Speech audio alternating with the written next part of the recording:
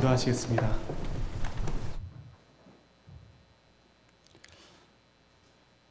언제나 우리에게 믿음을 허락하여 주시고 우리는 우리가 갈 길을 알지 못하나 믿음으로 우리를 주님의 길로 인도하여 주시는 하나님, 참으로 감사드립니다. 주님, 우리의 모든 길이 주님 안에 있음을 고백하오니 주님의 나라에 가는 그날까지 주님의 길에서 떨어지지 않도록 우리를 날마다 믿음으로 붙잡아 주시옵소서. 그래서 우리의 삶이 주님께 영광이 되며 기쁨이 되는 삶을 살아갈 수 있도록 주님 우리에게 은혜를 더하여 주시옵소서. 하나님, 이 시간 우리가 주님의 말씀을 듣고자 소원합니다. 하나님 계시하여 주시고 성령 하나님 조명하여 주셔서 우리가 주님께서 허락하신 진리의 말씀을 밝히 깨달을 수 있도록 우리에게 한량없는 은혜를 허락하여 주시옵소서. 모든 말씀 살아계신 우리 구주 예수 그리스도의 이름으로 감사드리며 기도드렸습니다. 아멘.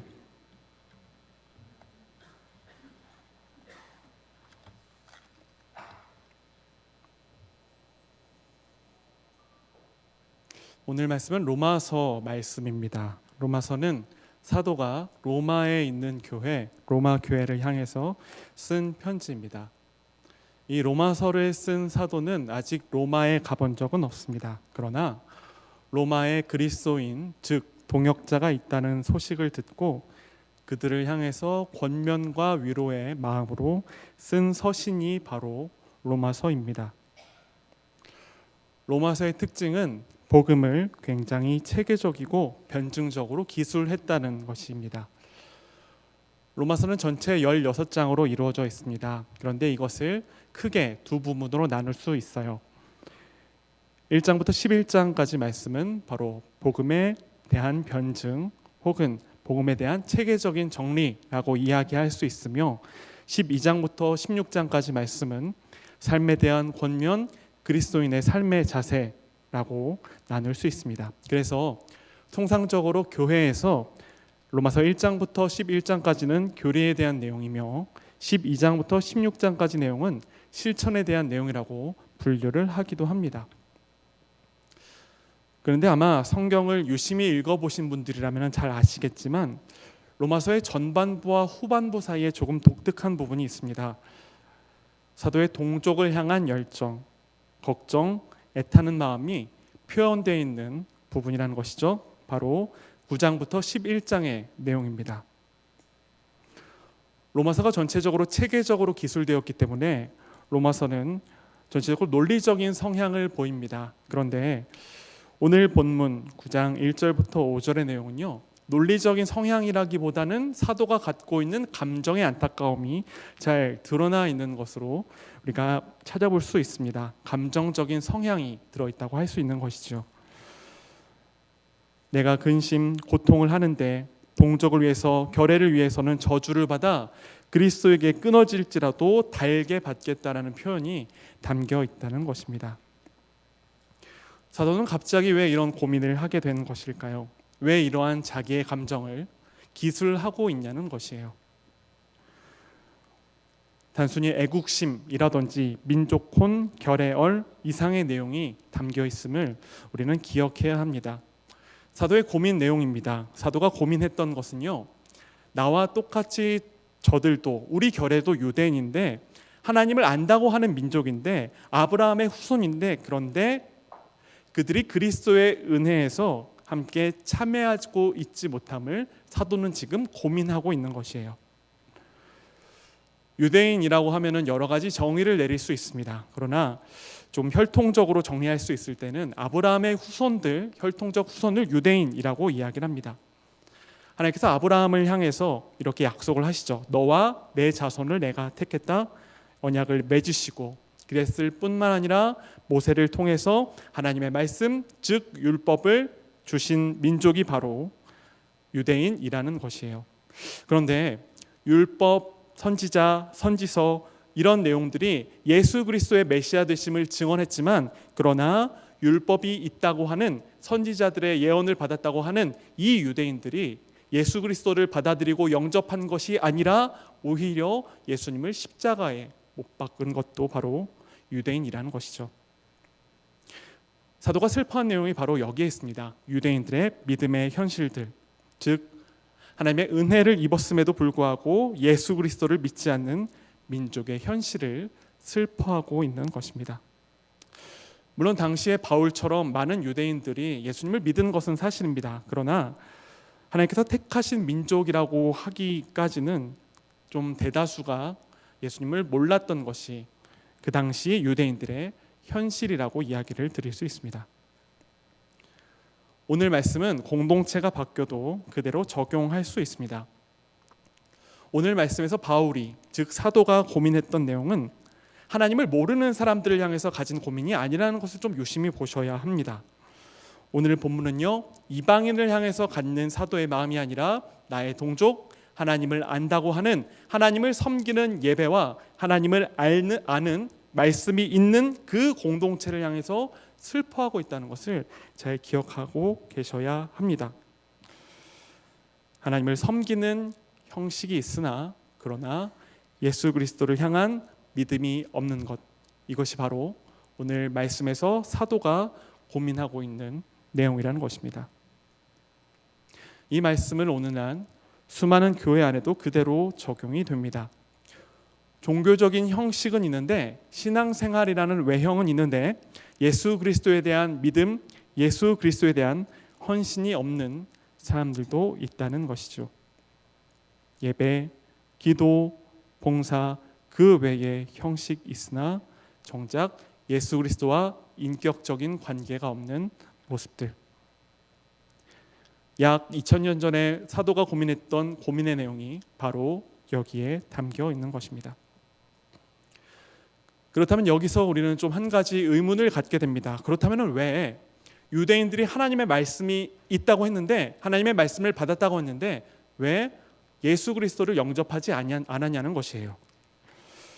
본문과 성경의 여러 부분을 살펴봤을 때 몇 가지 이유를 좀 찾을 수 있습니다. 유대인들이 예수 그리스도를 믿지 않았던 첫 번째 이유는요, 유대인들이 자신들이 가졌던 메시아에 대한 기대와 예수님이 보여주셨던 현실이 달랐기 때문이라고 이야기를 할 수 있습니다. 성경은 끊임없이 예수께서 그리스도 되심을, 즉 예수께서 우리의 메시아 되심을 증언하고 있어요. 하지만 유대인들이 생각하기에 자신들이 갖고 있었던 기대의 메시아 모습이 예수님의 모습이 아니었던 것입니다. 복음서에 이 부분이 아주 잘 나타나고 있습니다. 예수님께서 기적을 베푸셨을 때에 오병이어로 5,000명을 먹이셨을 때 그들은 예수님께 득달같이 달려들어서 왕으로 삼으려고 했어요. 그러나 예수님께서 무기력한 모습으로 십자가에 돌아가셨을 때 그 많은 군중들이 다 어디에 있었습니까? 그들은 폭도로 돌변하여 예수님을 십자가에 못 박으라고 외쳤던 군중이 되고 만 것입니다. 두 번째입니다. 왜 유대인들이 예수님을 그리스도로 믿지 않았는가? 그 이유는요, 예수 그리스도의 구원자 되심이 그들에게는 필요성을 느끼지 못했던 것입니다. 우리는 예수 그리스도가 아니고서는 하나님께 나갈 수 없음을 너무나 잘 알고 있습니다.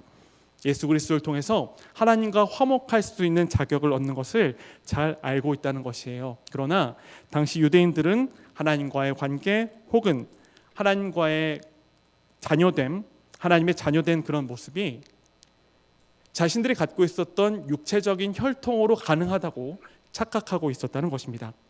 오히려 다른 민족에 비해서 우리 유대인은 우월한 것이 있는데 그것은 바로 혈통적으로 아브라함의 후손이기 때문에 우리는 하나님께 거리낌 없이 갈 수 있다라고 생각했던 것들이 바로 당시 유대인들의 생각이었어요. 다른 민족보다 오히려 특권을 갖고 있었다고 생각하고 있었던 것이죠. 그들의 육체적인 혈통이 아브라함의 후손이었기 때문에 하나님께 호의를 얻을 수 있다고 착각한 것입니다. 세 번째입니다. 왜 유대인들이 예수님을 믿지 않았는가? 그것은요, 그들이 자신들의 행위와 노력으로 하나님께 무언가 호의를 얻을 수 있다고 착각했기 때문에 그렇습니다. 말씀을 몇 군데 읽어보도록 하겠습니다. 로마서 9장 32절 말씀입니다. 제가 읽어보도록 하겠습니다. 이는 그들이 믿음을 의지하지 않고 행위를 의지함이라. 10장 3절의 내용도 제가 읽어보도록 하겠습니다.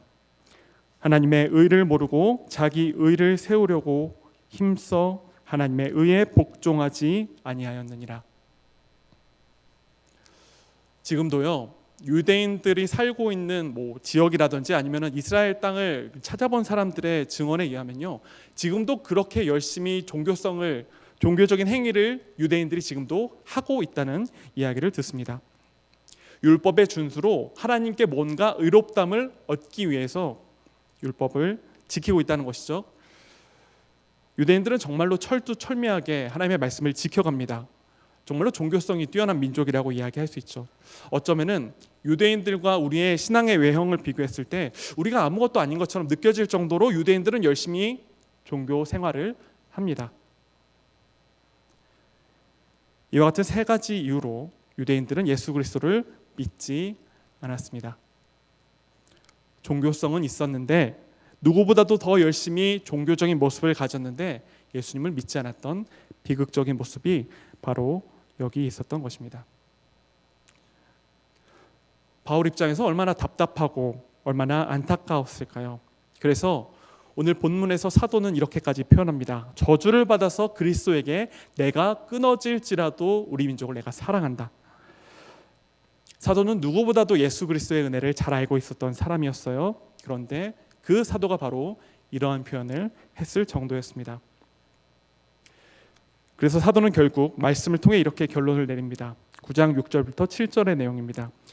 이스라엘에서 난 사람이라고 다 이스라엘 사람이 아니며 아브라함의 자녀라고 해서 다 아브라함의 자녀가 아니다. 9장 8절입니다. 육신의 자녀가 하나님의 자녀가 아니라 약속의 자녀가 참 자손으로 여겨진다. 즉 하나님과의 우리와의 관계에서 하나님과의 우리와의 사이를 결정짓는 것이 우리가 갖고 있는 외형적인 조건이나 혹은 외형적인 이득이 아니라 예수 그리스도의 언약의 은혜 안에 있는가 없는가가 무엇보다도 중요하다고 사도는 이야기하고 있는 것이죠. 이 내용들을 유대인들이 들었을 때는 어떨까요? 영적으로 무언가 기득권을 갖고 있다고 생각을 했는데, 무언가 하나님 앞에서 내가 특권을 갖고 있다고 생각했는데 그것들이 아무 소용이 없다고 얘기하는 바울의 이 말씀에 유대인들이 어떻게 반응했겠냐는 것이에요. 예상할 수 있을 정도로 그들은 이러한 이유로 그리스도의 복음을 받아들이지 않았던 것입니다. 오늘 말씀 여러 가지 중요한 내용들을 우리에게 줍니다. 그러나 오늘 본문에서는 사도의 열심, 사도의 열정, 사도의 감정에 대해서 좀 살펴보려고 합니다. 사도 바울의 별명을 혹시 알고 계신 분들이 계시겠지만 성경에서 사도 바울에 대해서 이방인의 사도라고 이야기를 합니다. 전도 여행을 통해서 많은 나라에 돌아다니면서 선교를 했던 사도 바울의 모습. 그래서 이 호칭 때문인지는 모르겠지만 우리는 사도 바울에 대해서 몇 가지 오해를 하고 있어요. 이방인에게만 복음을 전했다는 착각입니다. 하지만 사도 바울의 선교 방식은 그렇지 않았습니다. 다른 나라를 갔을 때, 도시에 갔을 때 가장 먼저 찾아간 곳은 바로 유대인의 회당이었어요. 성경은 사도 바울이 회심한 후에 다메섹 도상에서 예수 그리스도를 만난 뒤에 가장 먼저 했던 일에 대해서 사도행전 9장 20절에 즉시로 회당에서 예수께서 그리스도 되심을 증언했다라고 이야기하고 있습니다.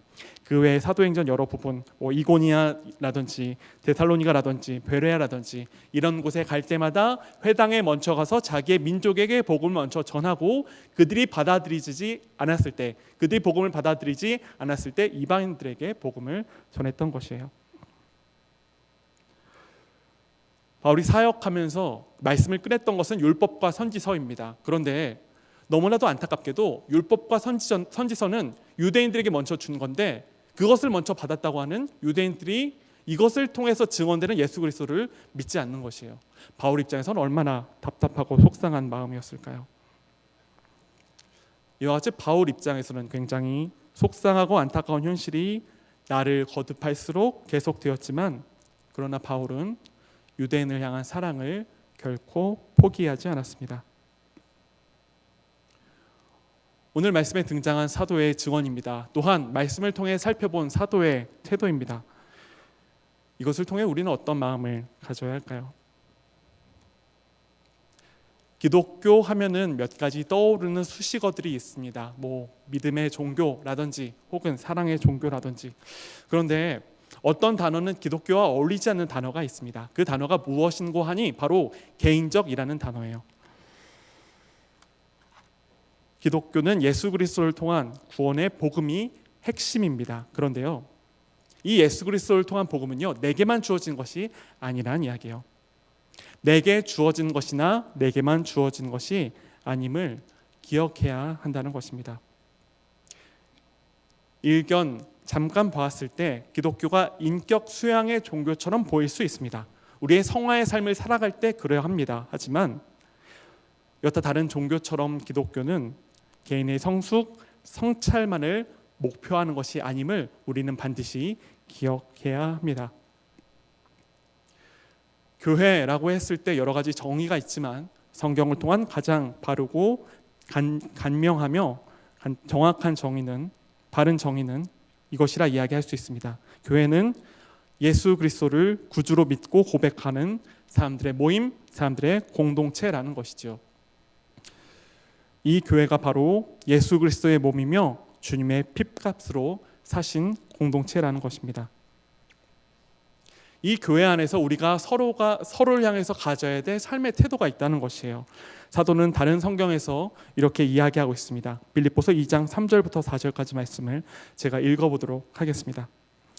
아무 일에든지 다툼이나 허영으로 하지 말고 오직 겸손한 마음으로 자기보다 남을 낮게 여기고 각각 자기 일을 돌볼 뿐더러 또한 각각 다른 사람들의 일을 돌보아 나의 기쁨을 충만하게 하라. 우리는 교회로서 하나임을 결코 잊어서는 안 됩니다. 서로의 형편을 돌아봐야 한다는 이야기입니다. 우리끼리만, 내가 친한 우리끼리만 하나님께 구원을 받은 것이 아니기 때문에 교회로 함께 부르심을 받은 형제와 자매의 형편을 돌봐야 한다는 이야기입니다. 그리고 우리가 돌봐야 하는 형제와 자매의 형편 중에는 그 형제와 자매가 가진 그리스도를 향한 믿음이 포함됨을 기억해야 한다는 것입니다. 즉, 내 옆에 형제, 자매가 그리스도를 더욱더 잘 알고 믿을 수 있도록 도울 책임이 우리 가운데 있다는 것을 기억해야 한다는 것입니다. 그렇다면 우리는 어떻게 서로를 향해서 서로의 믿음을 돌보며 예수 그리스도를 믿는 데에 서로 간에 도움을 줄 수가 있을까요? 첫 번째는 서로를 향한 관심입니다. 다른 형제, 다른 자매를 향한 관심을 가질 때에 서로의 믿음을 살피는 일을 시작할 수 있습니다. 정말 하나님의 은혜로 우리 영남교회가 65주년이라는 굉장히 긴 세월을 맞게 되었습니다. 너무나 많은 분들이 어렸을 때부터 영남교회에 몸담아 서로가 서로를 잘 아는 그러한 가족 같은 공동체로 발전할 수 있게 되었다는 것이죠. 그렇기 때문에 서로가 서로를 향해서 친한 사람들은 아마 소위 우스운 얘기로 숟가락 몇 개까지 집에 있는지 아마 아실 가능성이 높다 생각합니다. 그런데 이러한 서로를 향한 관심이, 서로를 향한 사랑이 나와 친한 사람, 나와 가까운 사람에게만 머무는 것이 아니라 비교적 우리 교회에 몸담은 지 얼마 안 된 사람들에게도 이러한 사랑과 관심이 가야 한다는 이야기예요. 새로우고 아직 우리 교회에 익숙하지 않은 사람에게도 사랑의 관심, 사랑의 표현이 있어야 한다는 것입니다. 교회는 예수 그리스도의 몸입니다. 그 얘기는 어느 한 지체, 어느 한 사람, 소중하지 않는 사람이 없다는 것이에요. 우리 교회에 오래 있든지 그렇지 않았든지 그것과 전혀 상관없이 우리가 교회로 부르심을 받았기 때문에 한 사람 한 사람, 한 영혼 한 영혼이 하나님 앞에서 소중함을 결코 잊어서는 안 된다는 것입니다. 두 번째입니다. 서로를 향해서 어떻게 믿음을 돌볼 수 있는가? 그것은요, 서로를 향한 기도와 인내로서 가능하다는 것입니다. 서로 간의 믿음, 예수 그리스도를 향한 사랑, 이런 것들을 돌보며 살피는 일이 있을 때에 우리가 주의해야 될 점이 있습니다. 그것은 바로 우리의 관심이 결코 정죄나 훈계가 되어서는, 훈수가 되어서는 안 된다는 것이에요. 내 입장에서 저 사람을 봤을 때 부족한 점이 분명히 있을 수 있습니다. 내 입장에서 저 사람의 신앙생활을 봤을 때에 무언가 저렇게 하면 좀 무언가 아닌 것 같은데 라는 생각을 가질 수 있어요. 그런데 그때 우리가 가져야 되는 것은 형제를 향한 정죄라든지 훈계나 훈수의 모습이 되어서는 안 된다는 것입니다. 그렇다면 어떻게 될까요? 주님께서 우리를 기다려 주셨던 것처럼, 주님께서 나를 참아 주신 것처럼 형제에 대해서 참을 수 있는 인내가 반드시 필요하다는 것입니다. 저 사람은 왜 저러나, 그렇게 해서는 안 되는데 라고 생각은 할 수가 있겠죠. 예, 사람이기 때문에 생각은 할 수 있습니다. 그러나 그것이 결코 다른 사람에게 표현되어서는 안 된다는 것입니다. 예수님께서는 말씀하셨습니다. 형제에 있는 티를 보기 전에 너에 있는 눈들보를 살펴라. 우리의 시각으로는 저 사람의 신앙생활의 모습이, 외형이 나와는 조금 다른, 어쩌면 나보다 좀 낮은 것처럼 보인다 할지라도 예수님께서 보실 때는 어떨까요? 글쎄요, 우리가 갖는 차이처럼 예수님도 우리와 다른 사람을 차이가 나도록 보실까요? 그렇지 않을 것이라 생각합니다. 모두 예수 그리스도의 은혜로 구원받은 죄인이기 때문에 그렇습니다. 물론 내 옆에 형제와 자매가 확실한 불법을 저지른다면 권면하는 것은 맞습니다. 그러나 그렇지 않다면, 뭔가 확신한 불법이나 불의를 저지르지 않는다면 정죄나 훈계나 훈수는 우리가 피해야 한다는 것입니다. 오히려 형제를 향해서, 자매를 향해서, 그를 위해서 기도하는 것이 주님을 아는 자로서, 교회로서 공동체가 가져야 할 모습이라는 것입니다. 세 번째입니다. 어떻게 서로의 믿음을 증진시킬 수 있는가? 서로의 믿음, 예수 그리스도를 향한 사랑을 돌볼 수 있는가? 세 번째는요, 본이 되는 삶을 우리가 살아야 된다는 것입니다. 우리가 주님 앞에서 본이 되는 삶을 살아갈 때요, 서로가 서로를 바라보면서 예수 그리스도를 믿는 믿음을 확인할 수 있다는 것입니다. 신앙의 본이 되는 삶은 사실 대내적 말고 대외적, 즉 기독교의 사회적 측면으로도 굉장히 중요합니다. 기독교의 이미지가 달려있기 때문에 그렇습니다. 하지만 신앙의 본이 되는 것은 대외적으로만 중요하다고 이야기할 수 없습니다. 우리 안에서도 충분히 중요성을 갖고 있습니다. 말씀을 준비하면서 이런저런 생각을 했을 때에, 기독교인으로 사는 것이 어떤 것인가 고민을 했을 때에 저의 인생의 한 시간이 좀 떠올랐습니다. 바로 군 생활을 했을 때의 모습입니다. 이제 갓 입영으로 자대에 배치를 받고 이제 그렇게 두려움과 걱정 속에 있을 때에 하나님께서 감사하게 좋은 선임을 제게 붙여주셨어요.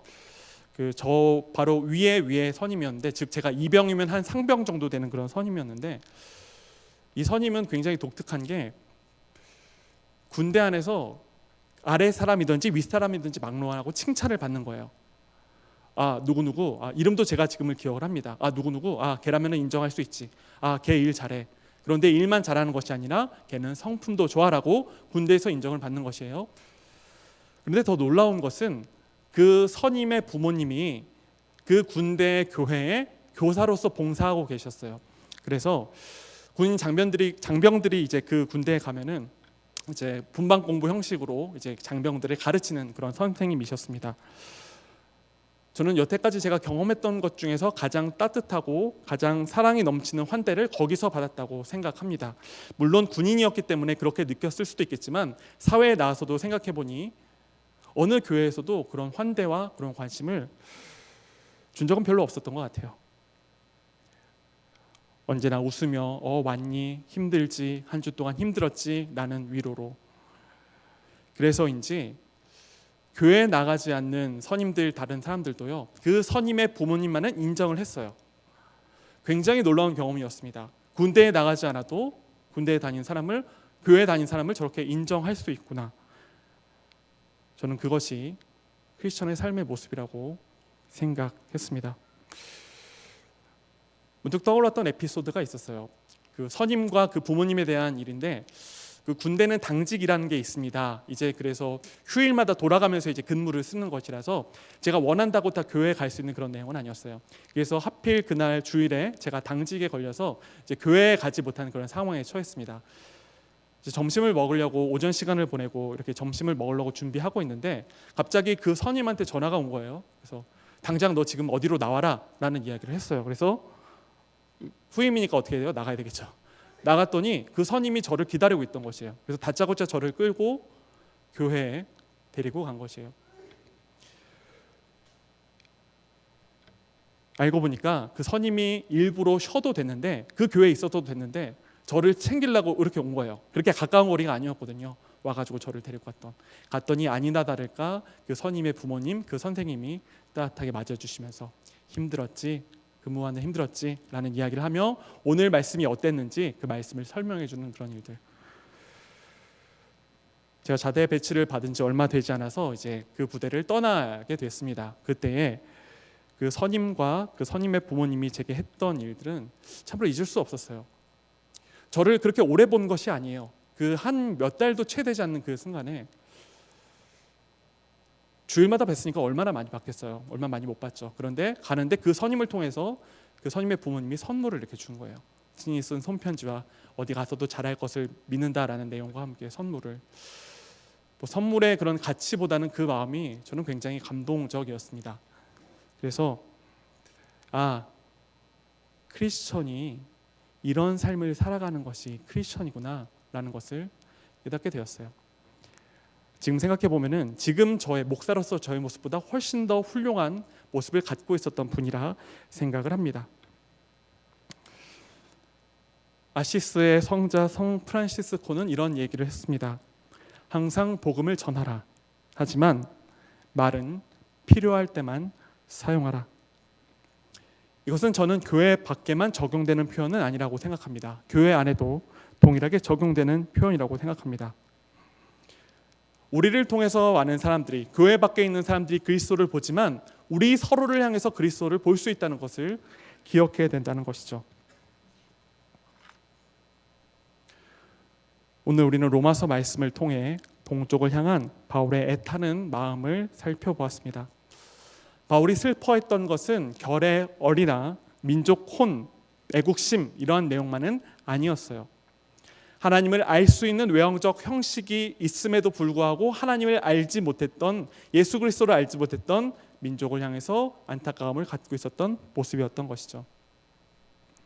우리 역시 교회로 부름받았으나 신앙의 편차가 있을 수도 있다 생각합니다. 누군가는 신앙이 성장해서 예수 그리스도께서 어떤 분이심을 잘 알며 예수 그리스도와 동행하는 사람도 있을 것이고, 누군가는 신앙의 연차가 그리 오래되지 않아서 예수 그리스도가 누구신지 잘 모를 수도 있고 믿음의 삶이 어떤 것인지 잘 모르는 사람이 있을 수도 있다 생각합니다. 그럴 때 우리에게 필요한 것이 무엇일까요? 오늘 바울이 가졌던 바로 이 마음입니다. 나 혼자 예수 믿고 나 혼자 구원받고 나 혼자 천국 가는 것이 아니라 하나님께서 우리를 교회로 부르셨기 때문에, 예수 그리스도의 몸된 교회로 우리를 불러주셨기 때문에 서로가 서로를 향해서 관심을 가져야 하는 것, 이것이 바로 우리가 오늘 바울의 태도, 바울의 고백을 통해서 배워야 할 내용이라고 생각합니다. 오늘 바울은 슬픔의 감정을 보였습니다. 그런데 슬픔은 안타까운 건 맞지만 부정적인 감정은 아니에요. 슬픔은 속상할 수 있으나 슬프다고 해서 모든 것이 안 좋은 것은 아닙니다. 고린도후서 7장 10절의 말씀입니다. 하나님의 뜻대로 하는 근심은 후회할 것이 없는 구원에 이르게 하는 회개를 이루는 것이요 세상 근심은 사망을 이루는 것이니라. 아멘. 우리가 서로를 향해서, 형제를 향해서, 자매를 향해서 바울이 가졌던 마음을 품어야 할 줄로 믿습니다.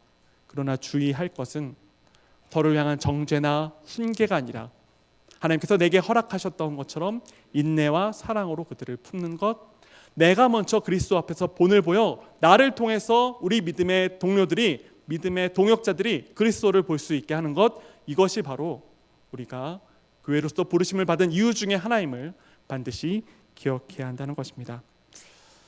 하나님의 은혜로 영남교회가 65년이라는 세월 동안 존재할 수 있었습니다. 이것은 분명한 하나님의 은혜이며 또한 우리 믿음의 선배들의 헌신이 있었기 때문에 가능한 일이라 생각합니다.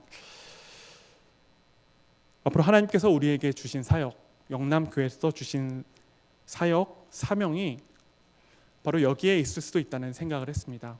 대외적인 것 분명히 있으나 대내적으로도 서로가 서로를 향해서 사랑의 마음으로 돌보는 것, 이렇게 바울처럼 공동체를 향한 사랑과 관심과 애달픈 마음이 가득할 때에 분명히 주님께서는 그 사람들을 통해서 우리 교회를 아름답게 바꿔가실 것이라 믿습니다. 바라기는